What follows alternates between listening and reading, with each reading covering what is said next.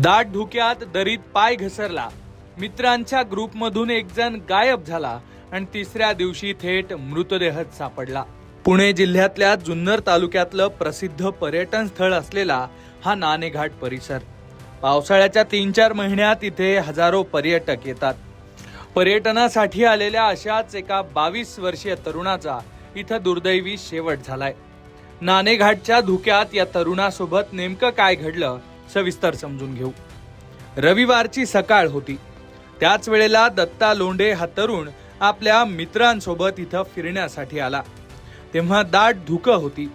धुक्यात गेल्यानंतर त्याला बराच वेळ अंदाज आला नाही आणि तिथंच त्याचा दरीत पाय घसरला। हा तरुण खोल दरीत कोसळला। या घटनेनंतर बराच वेळ तो सापडत नसल्यानं त्याच्या मित्रांनी आरडाओरडा करत स्थानिक नागरिकांची मदत घेतली, पण जेव्हा आपला मित्र दरीत कोसळल्याचा अंदाज त्यांना आला तेव्हा त्यांनी या घटनेची माहिती पोलिसांना दिली। पोलिसांनी घटनास्थळी धाव घेतली आणि अवघ्या काही वेळातच शोध मोहीम सुरू झाली।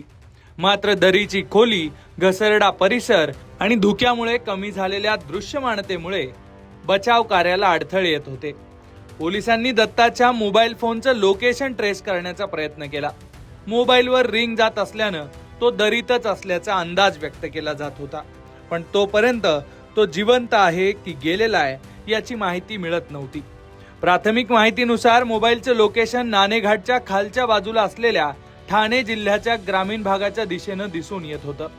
त्यामुळे वरच्या बाजूनं धोकादायक पद्धतीनं खाली उतरण्यापेक्षा ठाण्याकडून मदत पथक पाठवण्याची तयारी सुरू झाली, कारण त्या मार्गाने पोहोचल्यानंतरच या युवकाचा शोध घेणं सोपं जाईल असा अंदाज जाणकारांनी व्यक्त केला। त्यामुळे वरच्या बाजूला पुणे पोलीस आणि दुसऱ्या बाजूला खाली शोध पथक कामाला लागली। घटनास्थळी पोलिसांनी बंदोबस्त वाढवला। स्थानिक प्रशासन, ग्रामस्थ आणि बचाव यंत्रणा समन्वयाने काम करत होत्या। बराच वेळ ही शोध मोहीम सुरू होती। कालपासून सुरू असलेल्या या शोध मोहिमेनंतर वन विभागाच्या थर्मल ड्रोनची मदत घेण्यात आली, तेव्हा त्याचा ठाव ठिकाणा लागला, पण तोपर्यंत या तरुणाचा मृत्यू झालेला होता।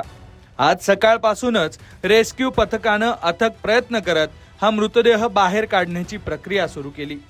मृत तरुण हा पुण्यातल्या आंबेगाव तालुक्यातल्या पारगाव शिंगवे या गावचा होता। उमद्या वयात आपल्या 22 वर्षांचा लेक गमावल्यानं आता लोंढे कुटुंबावर मोठी शोककळा पसरली आहे। याच वेळेला दुसरीकडे पावसाळ्यात पर्यटन करतानाच्या सुरक्षिततेचा मुद्दा सुद्धा पुन्हा एकदा अधोरेखित झालाय। उत्साहाच्या भरात दाट धुकं, घसरड्या वाटा आणि खोल दऱ्या आणि सर्वात महत्त्वाचं म्हणजे सेल्फी फोटोग्राफीच्या मोहामुळे अशा दुर्घटना वारंवार घडतायत। त्यामुळे पर्यटकांनी अशा परिस्थितीत धोकादायक ठिकाणी जाणं टाळावं, अतिसाहस करू नये, हवामानाचा अंदाज घेऊनच पर्यटनाला निघावं असं आवाहन प्रशासनाकडून करण्यात येत आहे। पुण्याहून शगुफ्ता शेख, लोकमत।